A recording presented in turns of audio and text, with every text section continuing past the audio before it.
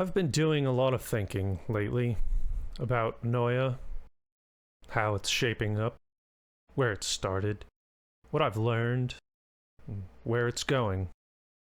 You want to know a weird, quirky thing that makes no sense to anyone but me? I have a mantra that I say all the time, at work, doing chores, and while tinkering with Noia. The mountain doesn't get any smaller. Anyone hearing that would probably think that that sounds pretty depressing, but hear me out, and maybe I can make my twisted logic make a little bit of sense. There's a movie that my brother and I would watch together when we were kids, The Phantom Toll Booth. I can't do the entire movie justice here, so to oversimplify the premise of this great movie a gross amount, it's about a kid adventuring through a magical cartoon land in order to essentially cure his own apathy towards life. It's a fun movie, go watch it. But my favorite part of the movie is this blink and you'll miss it moment between these two characters, Humbug and the terrible Trivium. And you, sir, have the privilege of taking this delicate needle and digging a hole through this cliff. Why, thank you, sir. An exacting assignment, quite worthy of my talents. I shall enjoy it no end. In this moment, the party is being tricked.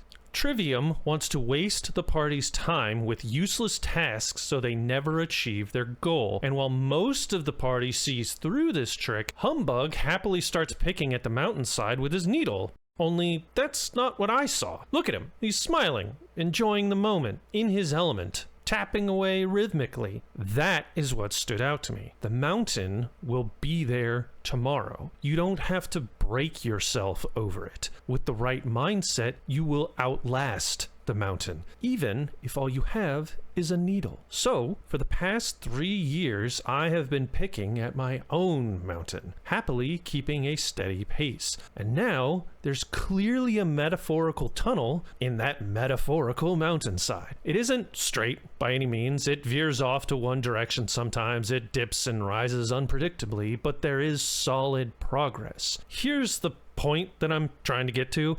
I've been happily working away for these past 3 years, but I can't just keep going in whatever direction suits me at the moment. Game development needs to have a finish line, and for the longest time, I never set one for myself. Thinking about the game these last few weeks led me to analyze the game's combat mechanics, and I went, oh, I need to make a quick swap equipment loadout system. Let me go code up that really fast, and I happily started chipping away at it, and a quarter of the way through into designing this new system, it hit me. This is feature creep. This is the death of indie games. An indie dev never finishes their game, they just keep adding to it. Nothing ever gets completed, and everything is just left half-baked. The cure for this problem?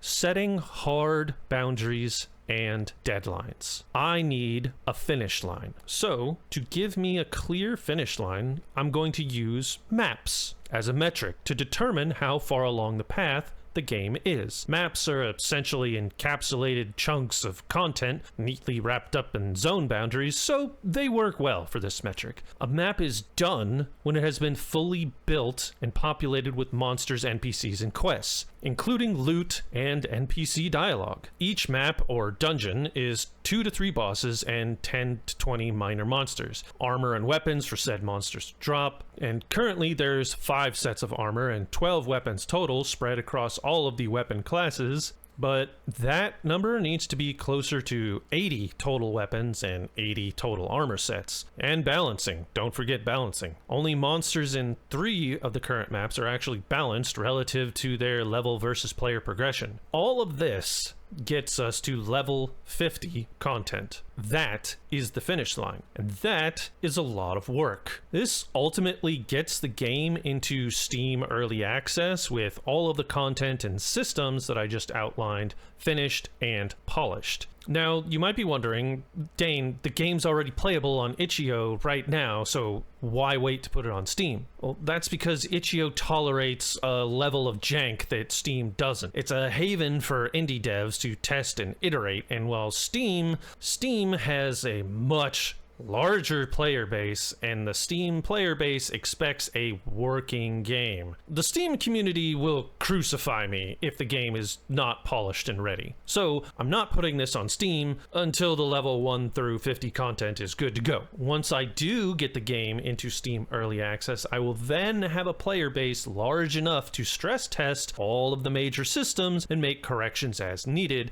all leading up to a full launch. After the full launch, there's enough lore to push up to level 80 content, so there's plenty to look forward to in future expansions or DLC. Now, about that deadline. The hard truth is I can't give you a timeline, because what I will be doing from here forward is very different from what I have been doing. Coding up 50 plus user experience systems with a smattering of map and quest content is very different than pure content creation and polish.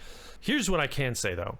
It feels faster now. That's probably because it's easier to make content consistently when I know I won't find a bug in the quest system and have to drop my line of thought to track down null exception on line 42.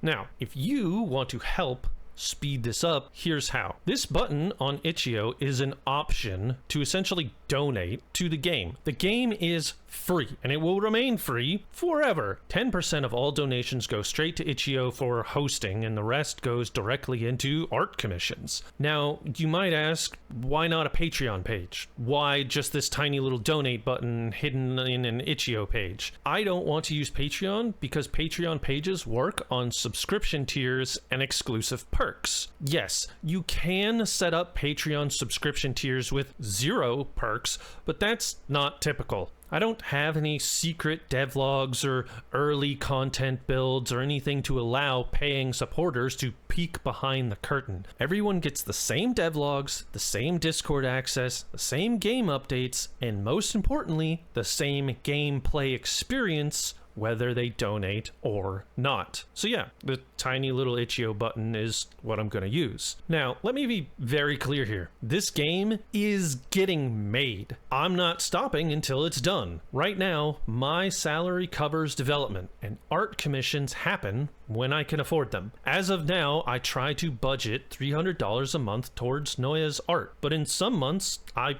genuinely can't afford that. Life happens, and in those months, no art gets commissioned. But when it does, here's what $300 gets. A fully animated dungeon boss, or 10 to 15 monsters, or 25 armor sets, or 35 weapon sprites, or a full brand new soundtrack score. Donations would ensure that both me and the artists are working in parallel. A consistent art pipeline means consistent momentum, and it means I'm implementing assets as they arrive, instead of cycling between save money and build content modes. That parallel progress, that is where the speed comes from. Alright, I think I've covered everything. Maps, monsters, equipment, and timeline.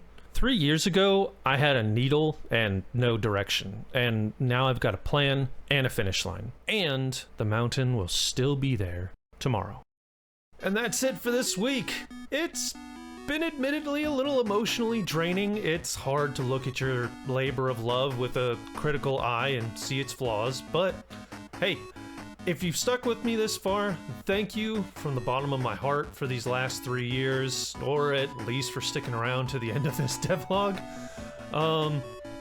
Likes and comments for the algorithm, of course, and if you guys want to help me chip a little faster, you know where the button is.